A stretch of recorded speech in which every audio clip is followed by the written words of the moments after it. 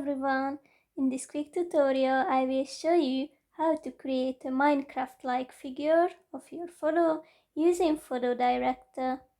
Just open the app, click on AI Magic Studio, and here you can find AI art.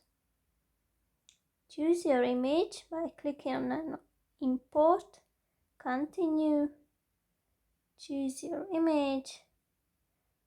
It's a female, yes, and then you can browse from the several options, choose brick and click on generate. You will have to wait a few seconds until AI is working on your masterpiece, so your image will be converted into a brick-like figure. Here it is.